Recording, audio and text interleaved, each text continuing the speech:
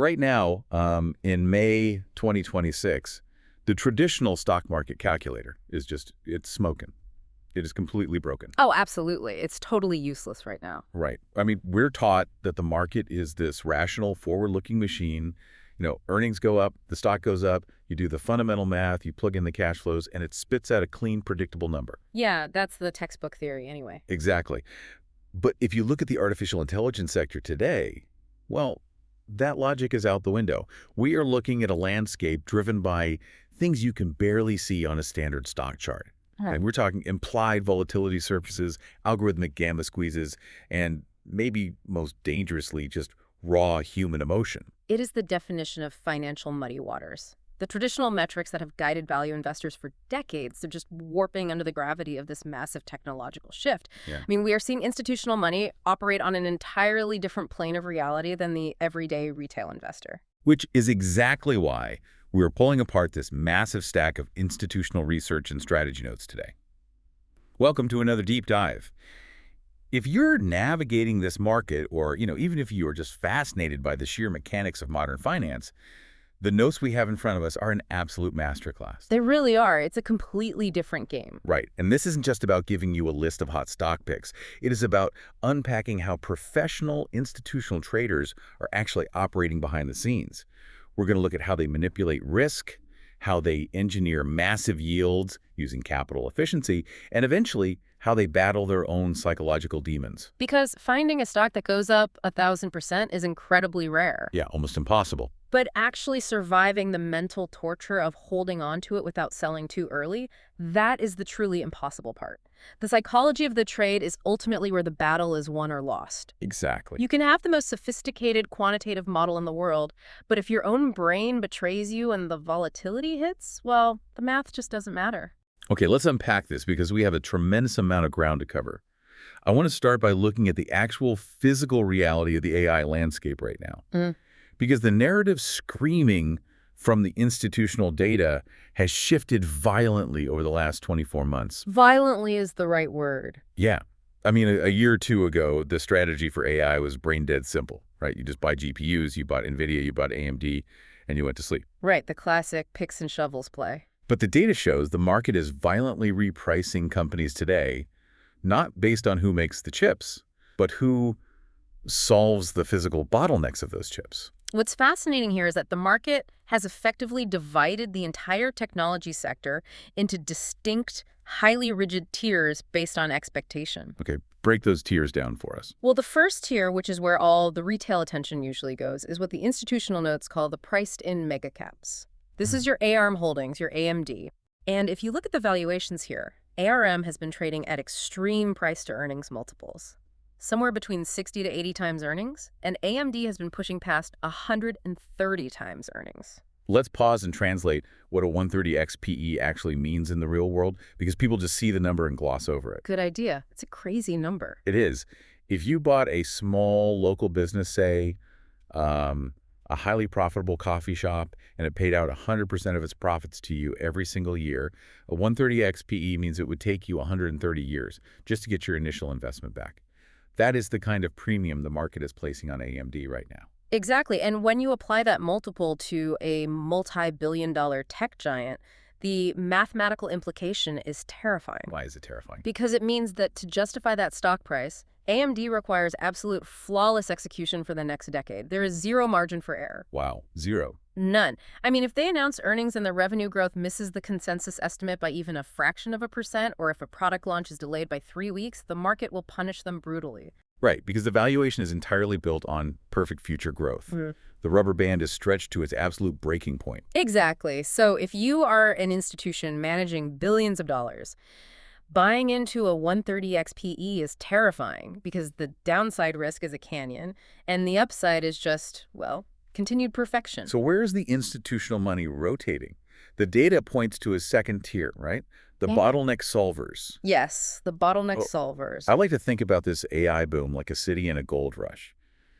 We are past the phase of just investing in the glamorous, shiny skyscrapers, the GPUs. Right. The city is being built so fast that it is literally overheating. Right. We are now desperately looking for the companies building the plumbing, the power grid, and the air conditioning. Because thermodynamics is undefeated.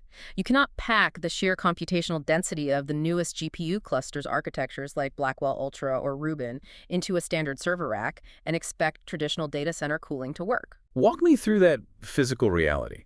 Because when most of us think of a server farm, we imagine massive warehouses with raised floors and giant industrial air conditioners blasting cold air down the aisles. Why doesn't that work anymore? It comes down to power draw and heat dissipation. A traditional server rack might draw 10 to 15 kilowatts of power. Air cooling handles that fine. But these new AI clusters are drawing 100, sometimes 120 kilowatts per rack. Oh, wow. That's a massive jump. It's insane. To give you some context, that is the power draw of dozens of large homes concentrated into a space the size of a refrigerator.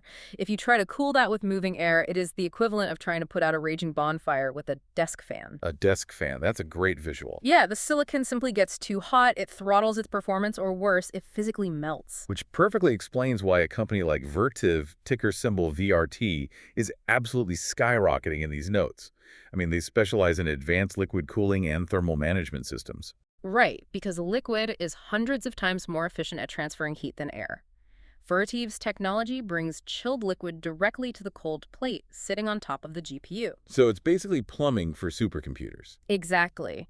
And what the institutional money recognized is that liquid cooling has rapidly transitioned from being a luxury, a nice to have for a supercomputer, to an absolute mandatory requirement for anyone building an AI data center in 2026. If you want to plug in the newest chips, you literally have to buy Vertiv's plumbing. You have to. And the beauty of that trade is that Vertiv isn't burdened with a 130x PE ratio. They are an industrial company experiencing a hyper-growth catalyst. Okay, so that's tier 2. But there is a third tier in this hardware breakdown, which the notes call the value re-ratings. These are legacy companies that everyone kind of forgot about. But the market is suddenly realizing they hold the keys to the next phase of AI. The phase that moves away from the massive cloud data centers and directly into our devices? The edge. Right, the edge. The push-to-edge computing is driven by sheer necessity. I mean, you cannot run every single AI query, every voice command, every predictive text, every image generation through a massive data center in Virginia. The latency alone would be terrible. The latency is too high, the bandwidth cost is astronomical, and the privacy concerns are immense. AI has to run locally on your phone and your laptop. Which brings us to Qualcomm, ticker QCOM. Historically, if you asked an analyst about Qualcomm a few years ago, they'd say, oh, they make the modem chips for smartphones. Yeah. A very mature, somewhat boring, cyclical business. But the institutional narrative shifts when you look at their Snapdragon X2 Elite platform. They are pivoting aggressively from being a simple phone component supplier to becoming the dominant AI processor for personal computing. So they're putting the AI right on the device. Exactly. They're bringing neural processing units, NTUs, capable of running advanced AI models directly to the device without needing an internet connection. And the critical factor for investors is that they are doing this while trading at a PE of roughly 23. 23. Compared to 130 for AMD. That's a huge difference. And Dell, ticker DAL. That would surprise me when I was reading through the stack. Most people think of Dell and they picture, a plastic desktop PC sitting in a corporate accounting department in the year 2010. Right, it feels like a blast from the past. But the metamorphosis of Dell is a perfect example of a value re-rating. They still make PCs, yes, but their massive growth engine right now is acting as the premier distributor and integrator of NVIDIA AI servers. Wait, if I am a mid-sized enterprise or a regional hospital network, and I want to build a localized AI system to process patient data, why wouldn't I just call NVIDIA and buy the chips directly? Because NVIDIA doesn't want to build your server rack. NVIDIA makes the silicon. But to actually make that silicon usable, you need the motherboard, the specialized networking cables, the memory, the storage arrays, and, ironically, the liquid cooling systems we just talked about. So Dell is the one putting all those pieces together. Yes. Dell takes all those incredibly complex, disparate parts, assembles them into a functioning supercomputer rack, tests it, delivers it, and offers the enterprise-grade IT support to keep it running. They are the ultimate middleman in the AI gold rush. So if we look at the macro picture, Why is the smart money favoring the bottleneck solvers like Vertiv and the value re-ratings like Qualcomm and Dell over the pure GPU giants? Well, what's fascinating here is that it comes down to a fundamental concept in institutional trading called asymmetric odds. You want to deploy capital where the valuation is still elastic. Elastic. Like the rubber band analogy again. Exactly. Think of Qualcomm at a 23 PE. That valuation has elasticity. If Qualcomm announces that they have secured a massive exclusive contract to power the next generation of AI laptops, the market can very easily justify expanding that multiple. They can say, okay, this isn't a boring phone company anymore. This is an AI company. It deserves a 35 or 40 PE. Right, and that multiple expansion results in a massive stock price increase. But with ARM at an 80 PE, the rubber band is already stretched tight.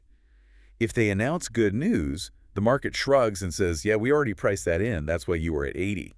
The upside is severely capped, but the downside, if the rubber band snaps, is catastrophic. Precisely. You want elasticity in your favor. Okay, so that establishes the landscape.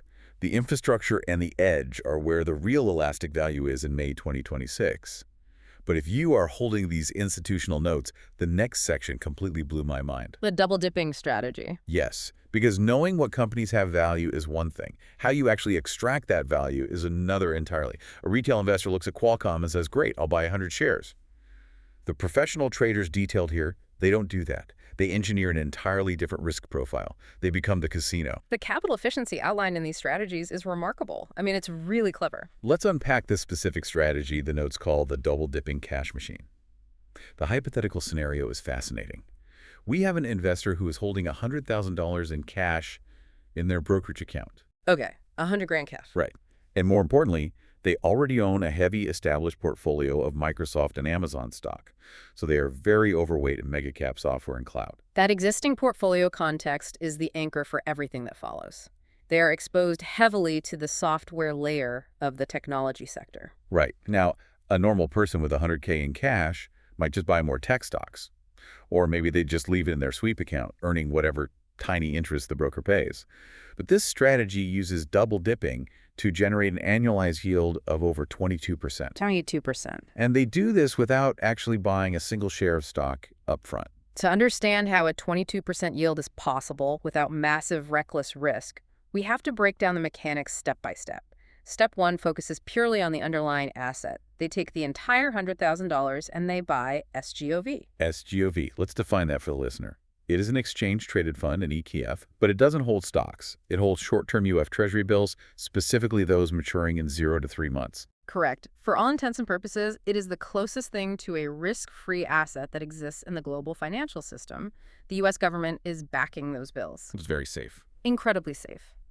In the interest rate environment detailed in the notes, SGOV is yielding an annualized rate of roughly 3.94%. So you buy $100,000 of SGOV, you hold it, and every single month it spits out a cash dividend directly into your account. Okay, 3.94% is great. It's safe, it beats inflation, it's better than a checking account. But 3.94% is a long way from 22%. Where does the rest of the yield come from? This is where step 2, the double dipping, comes into play. You have to understand how major brokerages treat risk. If you take $100,000 and buy a highly volatile stock like Tesla, the broker knows that stock could drop 20% by tomorrow morning. Right, they see it as risky collateral. But SGOV is a short-term government treasury fund. It barely fluctuates a few cents. Because it is so stable, most brokerages treat SGOV almost exactly like pure cash. They allow you to use it as margin collateral at roughly 95% of its value. Hold on, I want to make sure I'm visualizing this correctly. I take my 100K cash, I buy SGOV. The next morning, I log into my brokerage account. My cash balance is 0. My portfolio shows $100,000 worth of SGOV. Yep. But if I look down at my options buying power, it still says I have roughly $95,000 available to trade with. That is exactly what happens. Your money is effectively in two places at once. The $100,000 is sitting securely in the treasury fund, quietly generating that 3.94% annualized yield. Meanwhile, you have $95,000 of collateral buying power to deploy into the market. You're using the same pool of capital twice. Wow. So what do they do with that 95K of buying power? The notes say they use it to sell cash-secured puts on what they call the foundational hardware layers of AI, the iron triangle. The iron triangle, yeah. Let's slow down and explain selling a put, because it is the core engine of this yield. Most people are familiar with buying options. buying a call hoping the stock goes up, or buying a put hoping it goes down. When you sell a put option, you are flipping the table. You are acting as the insurance company for the market. You're collecting the premiums. Exactly. You are selling a contract to another investor that gives them the right, but not the obligation, to sell you 100 shares of a specific stock at a specific price called the strike price on a specific date. Let's use real numbers from the strategy to make this concrete. The first leg of this iron triangle is SMH, the primary semiconductor ETF. The notes suggest targeting a 10% safety cushion. Okay. So if SMH is trading at 506 premium a share today, you sell a put option with a strike price of around $460, expiring in about a month. By selling that contract, you collect a cash premium upfront. Real cash deposited into your account today. You keep that cash no matter what. That's the first dip of the double dip. Right. But in exchange for that premium, you are making a legal promise. If SMH drops below $460 anytime in the next month, I promise to buy 100 shares of it for $460. So if the ETF just trades sideways or goes up or even drops to $465, the contract expires worthless. I keep the premium I was paid, my SGOV keeps churning out its 3.94% interest, and I just repeat the process next month. Yes, that is the ideal scenario for pure yield generation. And the targets chosen for this iron triangle are meticulously selected to act as foundational bedrock. SMH is the first leg because it provides broad diversification. It holds NVIDIA, TSMC, Broadcom, Texas Instruments. So you aren't risking everything on one bad earnings call. Exactly. If one individual company has a catastrophic earnings report, the ETF structure dampens the blow. A 10% drop in a broad sector ETF in a single month is a significant market correction. You're getting paid a hefty premium just to say, if the entire semiconductor industry drops 10%, I am willing to buy the basket. Okay, that makes sense. The second link of the triangle is TSM Taiwan Semiconductor. Here the strategy recommends a slightly deeper 15% safety cushion. So if TSM is trading higher, you sell the put with a strike price roughly 15% below the current market value, say around $340 or $345. TSMC is the undisputed toll booth for the entire global AI hardware industry. It almost doesn't matter who wins the chip war. Right, because they make chips for everyone. Right. If NVIDIA designs the best chip, TSMC manufactures it. If AMD takes market share, TSMC manufactures it. If Apple decides to design their own proprietary AI silicon for their servers, TSMC manufactures it. A 15% safety cushion on a geopolitical toll booth is an incredibly conservative entry point. And the final leg is AVGO, Broadcom. Also a 15% safety cushion, selling a strike around $360. Broadcom dominates the AI networking space. If you want to connect tens of thousands of GPUs together in a single data center so they can train a massive language model without experiencing data traffic jams, you need Broadcom's networking switches. It is vital infrastructure. Okay, so you collect the cash premiums from selling these puts on SMH, TSMC, and Broadcom. You combine that with the 3.94% interest you are quietly earning on your SGOV collateral.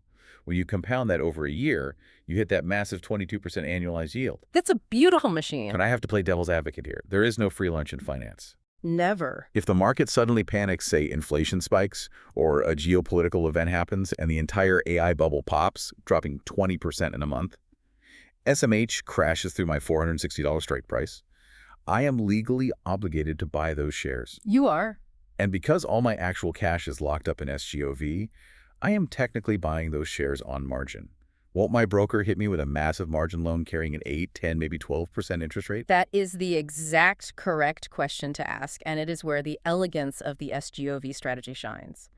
Yes, if a systemic market correction occurs, you will get assigned. You will be forced to buy the shares. Okay, so I'm stuck with a high-interest loan. No, let's look at the actual mechanics of what happens next. First, your broker executes the purchase using your margin buying power. You immediately accrue a margin loan balance. However, you don't keep the loan. You simply log in, sell your $100,000 worth of SGOV, which is highly liquid, and use the cash to pay off the margin balance the exact same day. Wait, so I just transitioned my capital from safe government treasuries into discounted tech hardware. I turn off the high-interest margin loan instantly. Exactly. And let's look at what you actually bought. Because you had that 10 to 15% safety cushion built into your strike prices, you didn't buy the top of the market. You bought world-class infrastructure assets at a steep discount. You were essentially getting paid a 1.5% monthly dividend just to place a limit order on stocks you wanted to own anyway. And this circles perfectly back to the context we established at the beginning. This investor already owns a massive portfolio of Microsoft and Amazon. If a severe market crash forces them to sell SGOV and buy Taiwan Semiconductor and Broadcom. What have they actually achieved on a macro level? They have executed an automatic paid rebalancing of their entire net worth. That is brilliant. It is. They were heavily over-indexed in software and cloud providers. The market crashed, and the strategy forced them to buy the foundational hardware layer that those very cloud providers rely upon at a discount. It takes the emotion entirely out of buying a market crash. Usually when the market drops 15%, everyone says they want to buy the dip, but fear paralyzes them. They think it might drop another 10%. With this strategy, you are legally obligated to buy the dip, and you are paid thousands of dollars upfront for that obligation. It is a deeply defensive, highly systematic way to extract yield from a volatile market. It's the essence of risk management. But let's pivot the conversation. Because being defensive and generating 22% is fantastic for preserving wealth. But what if you were trying to create generational wealth? What if you want to aggressively attack the market and find the next stock that is going to flip a 10x return, the 10-bagger? That's what everyone is really looking for, isn't it? Of course. And the institutional notes outline how quantitative funds hunt for these anomalies, and it has absolutely nothing to do with reading press releases or watching the financial news. No, by the time retail investors are reading a headline about a company signing a new contract, the institutional money has already been positioned for weeks. Retail trades on news. Quantitative funds trade on mathematical signals. Specifically, they look at the volatility surface and something called IV skew, implied volatility skew. Here's where it gets really interesting. This is where we get into the real financial dark arts. Deciphering 5E skew is essentially having a quant's crystal ball. It really is. Let's try to break this down into plain English. Implied volatility, or 5E, is essentially a metric of how expensive an option contract is. And it gets expensive based on how much the market expects the underlying stock to move. Right. In a normal, healthy market, put options, which are bets that a stock will drop or crash, are usually a little more expensive than call options, which are bets that the stock will go up. Yes, that is the standard baseline state of the options market. In academic terms, it is called a volatility smile that leans toward a left-tail skew. It exists because the broader market has a natural inherent fear of sudden crashes. Portfolio managers are always willing to overpay slightly for downside insurance, those put options, just in case the bottom falls out of the market unexpectedly. But the institutional notes highlight a highly unusual, specific signal that quants look for. Sometimes the pricing flips violently, sometimes far out of the money call options. These are bets that a stock will explode massively upwards, become vastly more expensive than equally distant put options. This creates a right-tail skew, or a positive skew. And when you look at an options chain and you see a severe right-tail skew, you are no longer looking at retail traders making small bets. You are looking at the massive, unavoidable footprints of institutional money. They can't hide it. They can't. Large hedge funds and quantitative models cannot hide the sheer volume of capital they have to deploy. When their models detect or heavily suspect that a fundamental paradigm shift is coming for a specific company, they begin quietly buying massive amounts of cheap, far out-of-the-money call options. They are essentially buying thousands of lottery tickets. Exactly. They are violently pricing in a fat right tail. In statistical terms, a fat right tail represents a low probability but incredibly high magnitude upward explosion in the stock's price. The options market maker sees this massive buying pressure on the call side and is forced to raise the price, the implied volatility of those specific options. That creates the skew. The skew is the signal. The notes give us some incredibly specific real-world examples of these lottery tickets flashing right-tail skew in May 2026. I want to dive into these because the underlying fundamentals are fascinating. Let's look at Constellation Energy, ticker CE. Ah, yes. If you look at CG historically, it is a utility company. It generates electricity. It is supposed to be a slow, boring, dividend-paying stock. But the IV skew on their deep, out-of-the-money calls went absolutely parabolic. Why on earth is institutional money buying lottery tickets on a utility company? Because of the physical bottlenecks we discussed in Section 1, you can buy all the Vertiv liquid cooling you want, and you can buy tens of thousands of NVIDIA GPUs. But if the local power grid cannot deliver the sheer gigawatts of electricity required to turn those GPUs on, they are expensive paperweights. Data centers are hitting a wall with municipal power grids. But why Constellation specifically? I mean, why couldn't a hyperscaler like Amazon or Microsoft just build a massive field of solar panels and wind turbines next to their data center? Because of intermittency. Solar only works when the sun is shining. Wind only works when wind is blowing. AI data centers operate at 100% computational capacity, 24 hours a day, 7 days a week, 365 days a year. They require uninterrupted, massive baseload power. Right, they can't just power down when it gets cloudy. Exactly. The only clean, zero-carbon source of baseload power capable of feeding a massive AI cluster is nuclear energy. Constellation Energy operates the largest fleet of nuclear power plants in the United States. Oh, wow. The options market wasn't betting on Constellation selling a bit more electricity to residential homes. The skew implied the market was aggressively betting that CE was on the verge of signing an exclusive, multi-decade power purchase agreement, a PPA, with a major hyperscaler to essentially dedicate an entire nuclear reactor to a single data center. That is incredible. The quants saw the physical scarcity of nuclear baseload power, and they saw the options market pricing in that massive catalyst long before any press release was ever drafted. It's all in the data. Another example from the notes, IonQ, ticker IONQ. This is a quantum computing company. The data showed massive volume accumulating on deep out-of-the-money calls expiring in October 2026. This represents a completely different type of right-tail bet. Constellation was an infrastructure play. IonQ is a binary technology bet. Traditional silicon-based GPUs are eventually going to hit atomic limits. You can only shrink a transistor so much before quantum tunneling effects make the chip unstable. So they need a totally new way to compute. Right. Quantum computing bypasses traditional silicon logic entirely using qubits. The heavy call buying on IonQ wasn't a bet on their next quarterly earnings report. It was a binary bet that the company was going to reach a quantum supremacy milestone, proving they could solve AI algorithms vastly faster and more efficiently than NVIDIA's best racks. It's a pure lottery ticket on a scientific paradigm shift. And then there is Corning, ticker GLW. This one really caught me off guard. When I think of Corning, I think of the glass screens on my iPhone, or Pyrex dishes, or maybe fiber optic cables, very mature, very slow-moving. Yet their far-dated options showed extreme right-tail skew. The material science of semiconductors is undergoing a revolution. As chips like AMD's or NVIDIA's get more and more complex, they rely on advanced packaging, stacking multiple different silicon chiplets together onto a single package. Currently, the industry uses organic materials for the base of these packages. And what's the problem with that? Well, as the chips draw more power and generate more heat, going back to our thermodynamics point, these organic materials are physically warping under the stress. They are also causing signal loss at high data frequencies. So what is the solution? Glass. Glass is incredibly rigid, it handles thermal stress beautifully, and it has excellent electrical properties for high-speed signaling.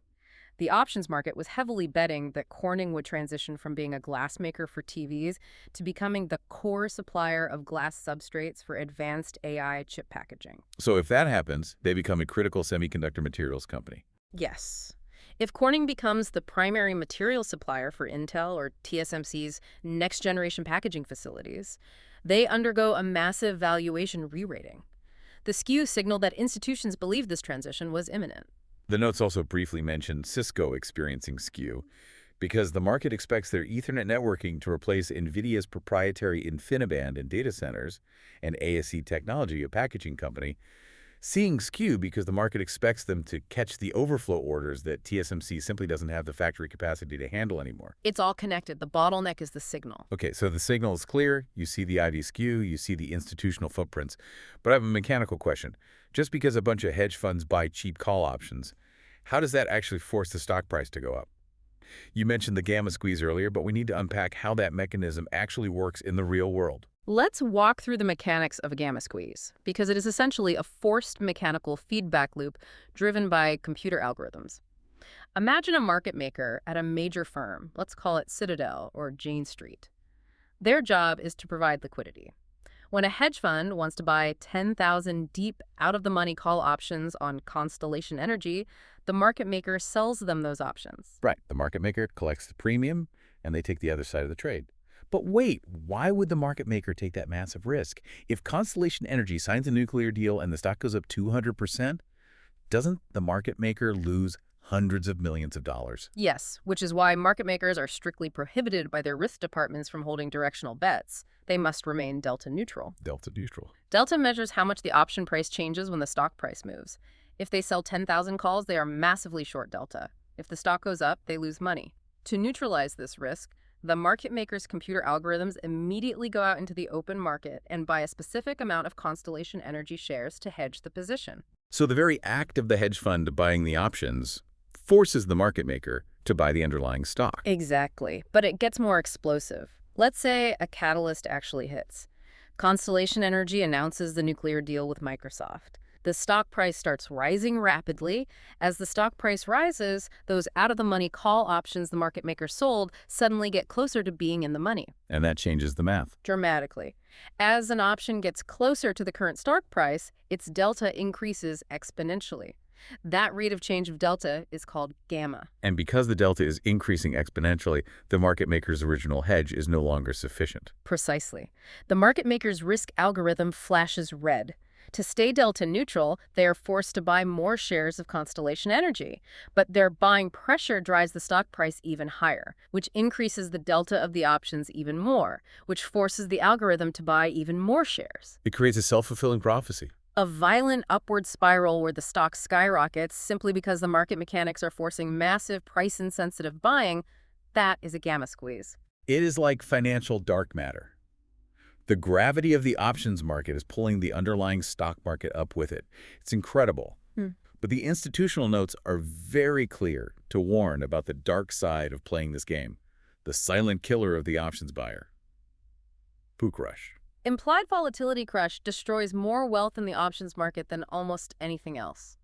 You have to remember, when you are buying these lotteries based on IV skew, you are buying an option when everyone expects a massive, violent move. So it is already expensive. Because of that expectation, the option is extremely expensive. Yeah. You are paying a massive premium purely for the implied volatility. It's like trying to buy hurricane insurance when a Category 5 storm is already 3 miles off the coast.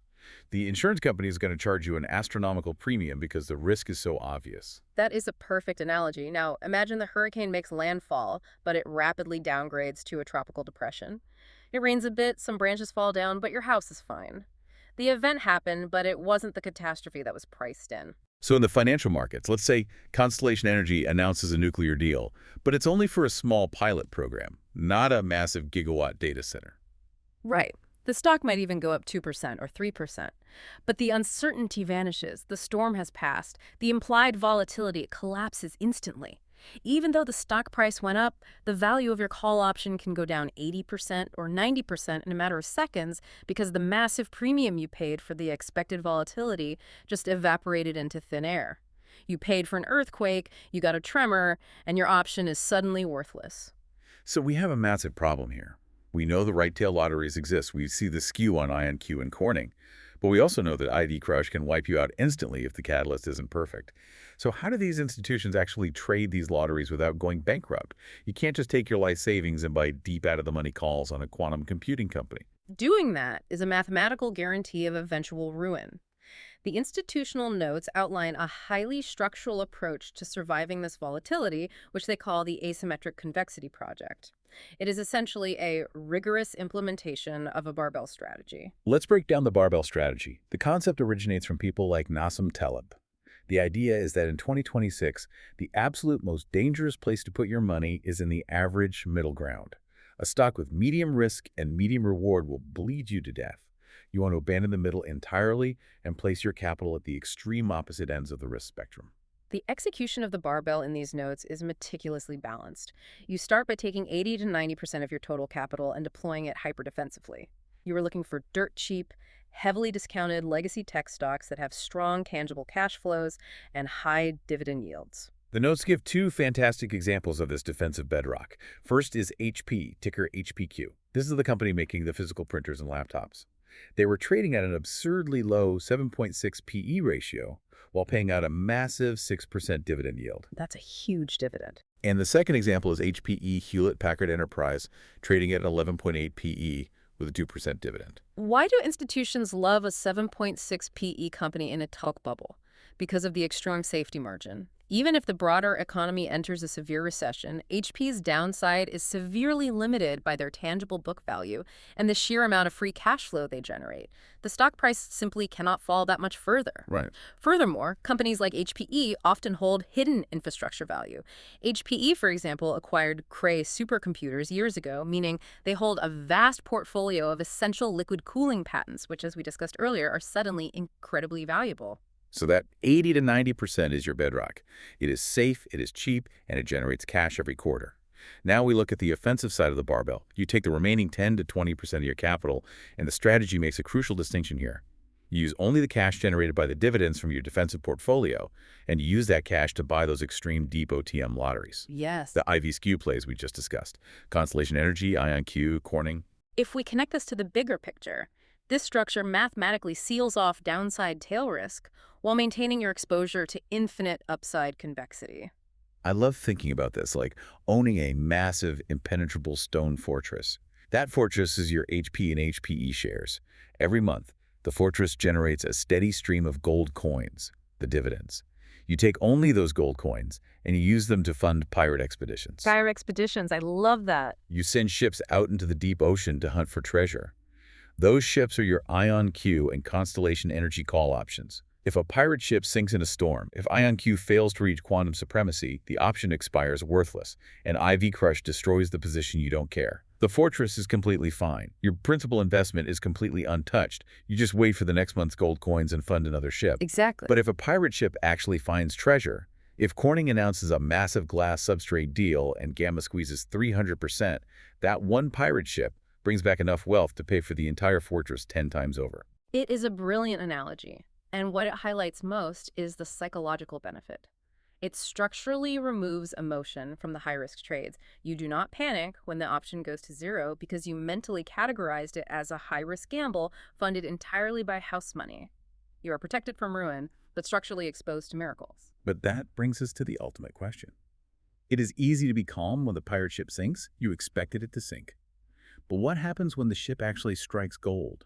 What happens when you log into your brokerage account and your long shot option is suddenly up 400%? Ironically, the notes show that this is when the psychological torture truly begins. This is where we leave the math behind and enter the deepest corners of behavioral psychology.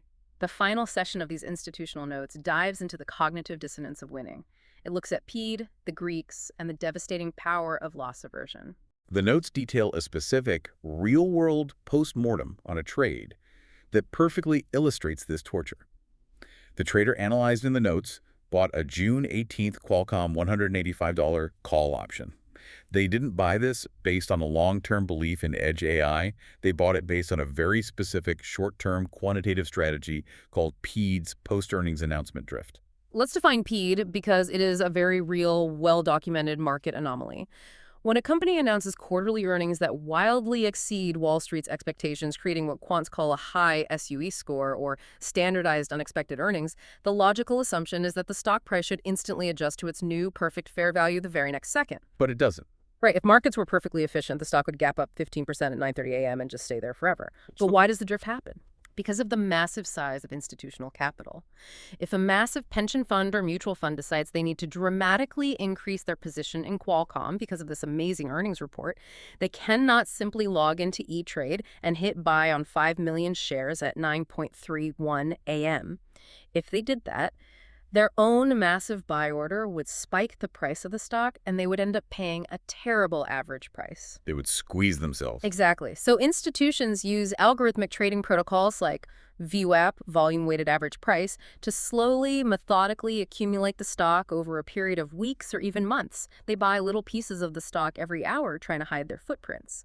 This slow, relentless accumulation creates a persistent upward pressure on the stock. That is the drift. The stock drifts higher in the direction of the earnings surprise for weeks. Okay, so the trader in our notes recognized a massive SUE score for Qualcomm and bought the call option specifically to ride that short-term algorithmic drift. Right. And the setup is solid. But then the psychological crisis hits. Qualcomm hold a conference announcing their new Snapdragon AI chips. The market goes absolutely crazy. The stock spikes massively, hitting $223 a share intraday. But it doesn't hold that high. By the end of the day, it drops back down and closes at $209. Now let's look at the reality of the situation at $209. The trader is still up 9% on the underlying stock for the day. Their call option is hugely profitable. They should be thrilled. But instead, they are absolutely miserable. They are experiencing intense, agonizing loss aversion. Yes, they are viewing that drop from the intraday high of $223 down to the close at $209 as lost money. Even though they never actually hit the sell button at $223, they feel like someone reached into their wallet and stole those It's profits. the anchor error, right? It is a textbook behavioral finance trap. Evolutionarily, the human brain is wired to anchor to the highest number it saw on the screen. The moment the traders saw their account balance at the $223 mark, that number became their new psychological baseline for their wealth. Anything below that peak feels like a physical loss.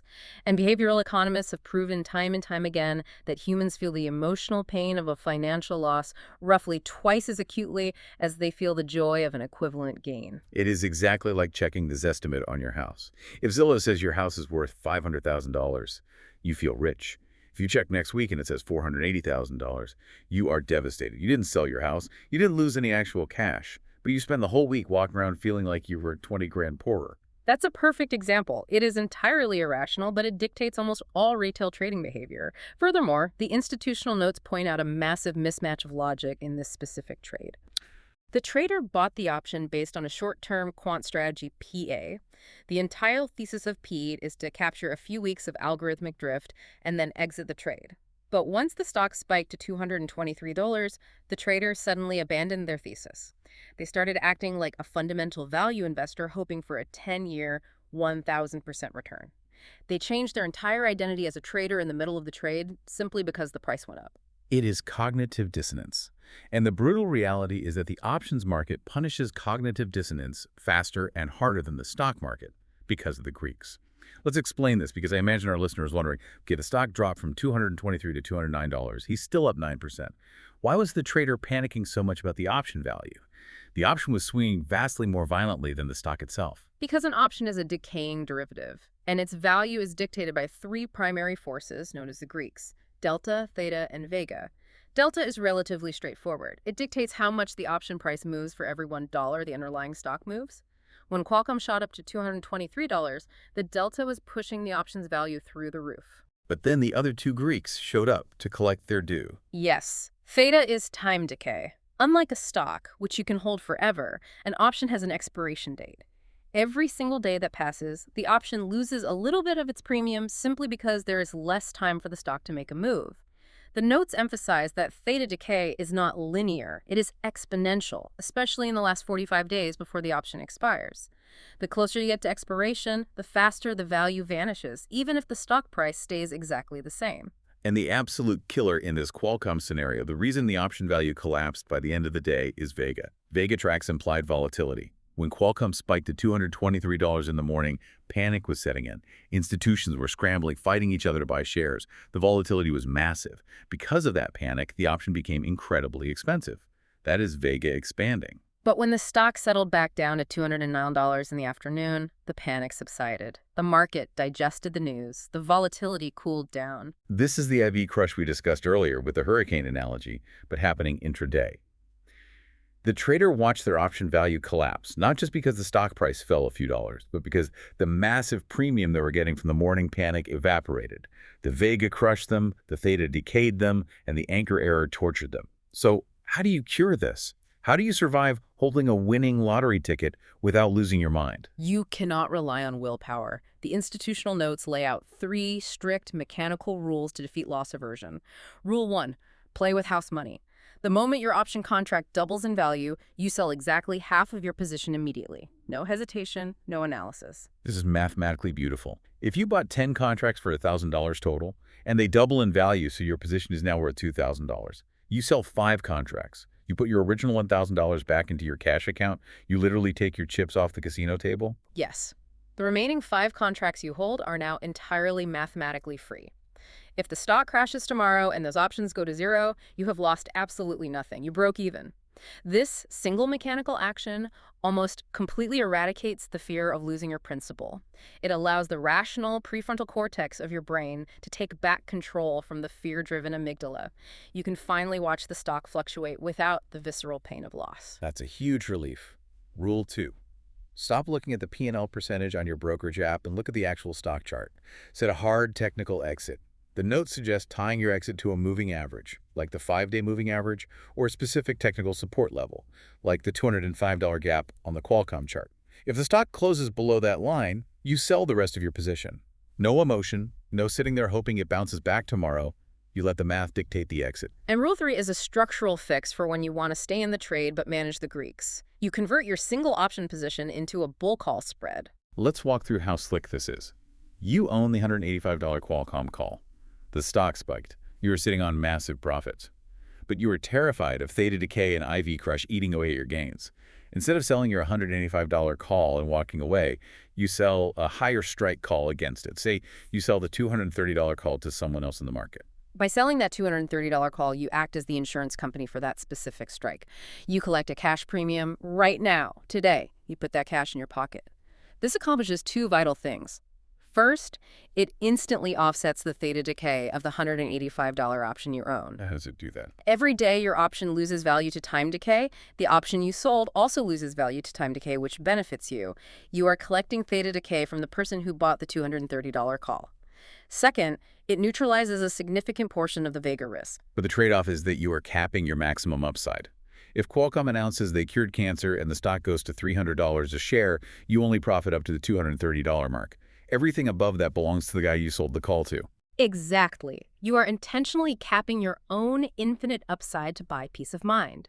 You are locking in a guaranteed baseline of profit and neutralizing the decay, which leads to one of the most counterintuitive phenomena in the entire stock market. Why do so many retail investors sell the next 10-bagger stock way too early? Oh, you hear these stories constantly at dinner parties. Oh, I bought NVIDIA at $50 and sold it at $100. I doubled my money. I thought I was a genius. Meanwhile, the stock went to $1,000. Why do we do that? Why do we hold our losers until they go to zero, but we sell our massive winners at the very beginning of the run? Because selling a winner too early is just reverse loss aversion. People are so terrified of losing their unrealized gains, the paper profits they are staring at on their screen, that they cap their own upside. They hit the sell button not because the fundamentals of the company changed, but simply to relieve the psychological pressure of watching the number fluctuate. The anxiety of potentially losing the game becomes greater than the greed of making more. The only way to survive a true multi-year paradigm-shifting 10-bagger is to mechanize the exit. You set trailing stops, you execute systematic spreads, you sell half on a double, and most importantly, you physically walk away from the screen. If you stare at the P&L of a high-volatility asset every single day, human psychology guarantees that you will eventually make a suboptimal emotional decision. You will break your own rules just to make the anxiety stop. You absolutely will. It's human nature. Okay, we have covered an immense amount of ground today. Let's do a quick recap of the journey we just took through these institutional notes. We started by looking at the macro shift in May 2026, realizing that the easy money in buying raw GPUs is over. The true value lies in the physical bottlenecks, the thermodynamic realities of Verti's liquid cooling, and the edge computing re-ratings of legacy companies like Qualcomm and Dell. From there, we looked at how institutional capital engineers defensive yield using the double-dipping strategy. We walked through the mechanics of leveraging risk-free SGOV treasuries to generate buying power, using that power to sell cash-secured puts on foundational infrastructure like Taiwan Semiconductor and Broadcom. It effectively created a paid rebalancing mechanism, allowing investors to get paid a 22% yield just to wait for a market crash. Then we abandoned the defense and put on our quant hats. We decoded the crystal ball of IV skew, looking for the massive footprint of institutional money betting on fat right-tail miracles. We saw the options market pricing in nuclear power scarcity for Constellation Energy and glass substrate revolutions for Corning. We learned how a gamma squeeze actually works under the hood and how to safely deploy capital into those lotteries using the barbell strategy, funding our pirate ships with the gold generated by our impenetrable fortress. And finally, we confronted the hardest part of trading: the human brain.